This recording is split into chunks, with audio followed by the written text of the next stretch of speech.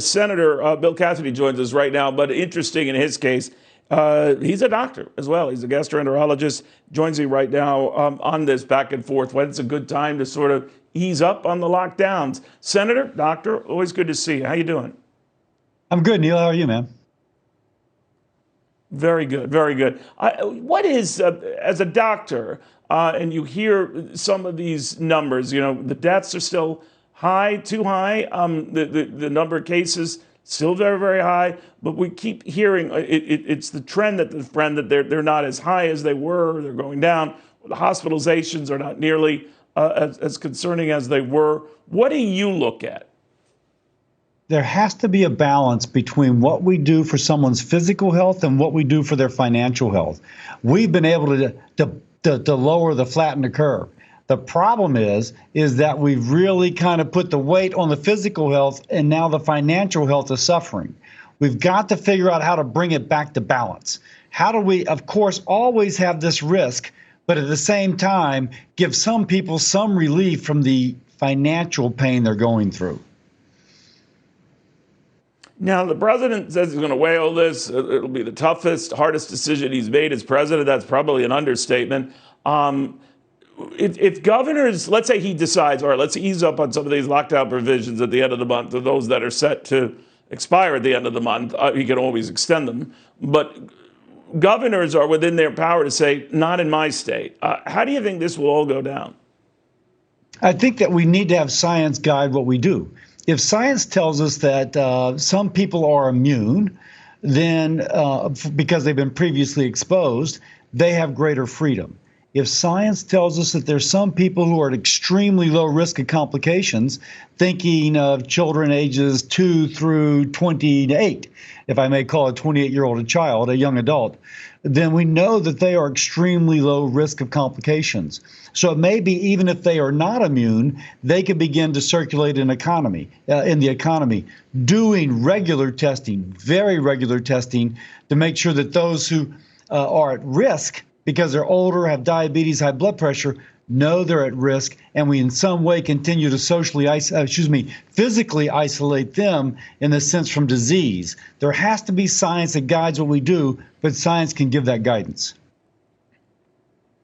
You know, we have dramatically improved our testing levels, Senator, you know, far better than I. When all of this started, it was at 1 out of every 400,000 Americans, and at 300,000 Americans, I believe the latest figures are about 1 out of every 130,000 Americans. Germany has a slightly better, you know, testing rate, but it's a smaller country, still 1 out of 99,000. Is there a level, I know these are arbitrary numbers in the scheme of things, but is there a level at which you as a doctor would say, all right, I'm confident that the process of testing is going well enough where we can take some firm conclusions? So a couple things. You're speaking of the testing where they do the nasopharyngeal swab. They stick it back there, pull it out, do the RNA. What we're rolling out now are the antibody test. The antibody tells the person who had a severe case of the flu, never got checked for coronavirus, hey, you actually had the coronavirus. Guess what? Almost certainly you're now immune for at least a couple of years. Because you're immune, the bartender can go back to work, not fearing infecting others, not fearing being infected. The nurse can go in without PPE to care for the nursing home patient, not fearing to infect, not fearing to be infected. So we need the guidance of the antibody test. We were told on a call with the vice president and others that they hope to have 10 million such antibody tests available per week within 1 to 3 months. That's the level of testing we need. Voluntary, but that's the level of testing we need to figure out as people become immune, they are immune, can return to society, if you will, more fully. You mentioned those who've been stricken with the virus and recovered. There are more anecdotal reports. I don't know how factual these are, but they're reported places like China and Italy where people get the virus again. Can that happen? So what they're really measuring for is the RNA. We don't know if that RNA is able to infect. It may just be a little piece of the RNA from a dead virus that's back in the nose. So we have to have more evidence.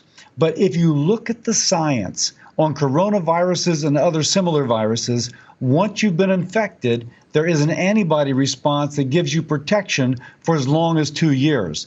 The National Academy of Science just came out with a report on this. It's on their website, National Academy of Medicine, and it was posted April the 9th.